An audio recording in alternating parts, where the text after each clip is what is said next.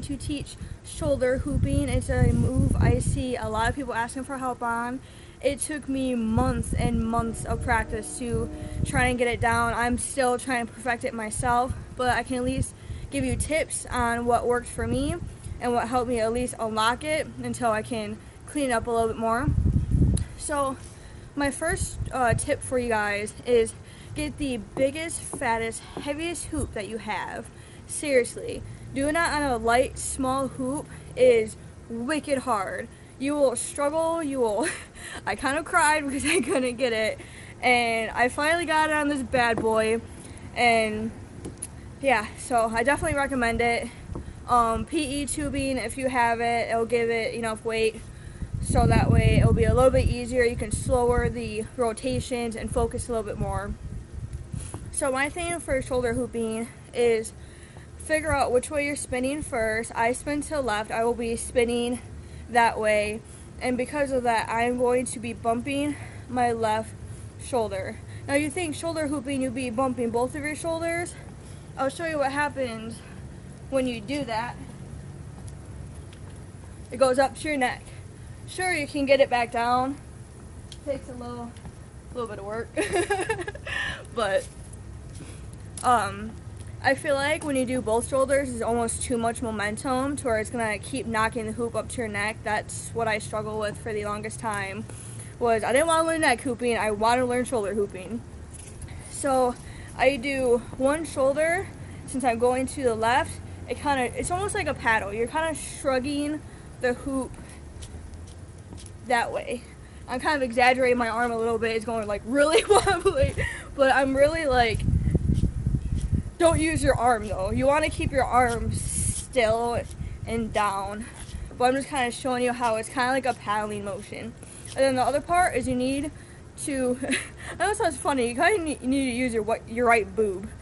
What you're doing is you're paddling kind of with your left shoulder, or opposite if you're going the opposite way, and you're doing a bump with your chest on the right side.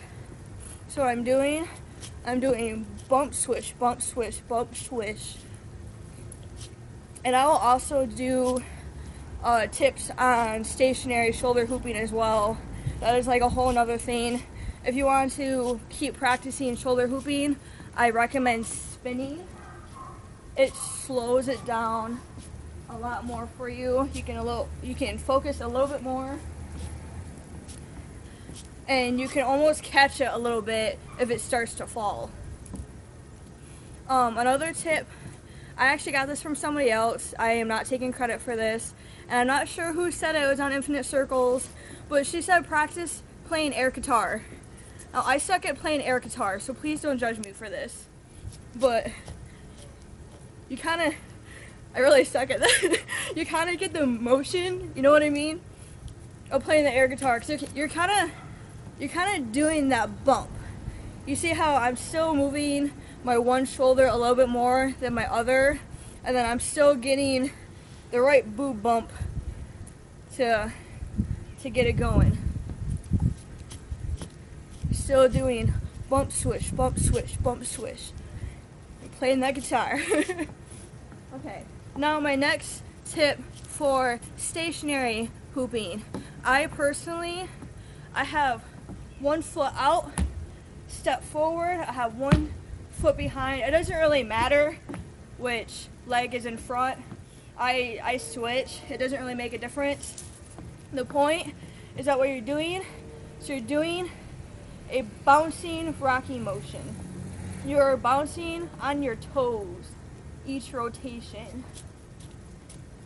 You're doing a little stomp, stomp, stomp, stomp, stomp, stomp.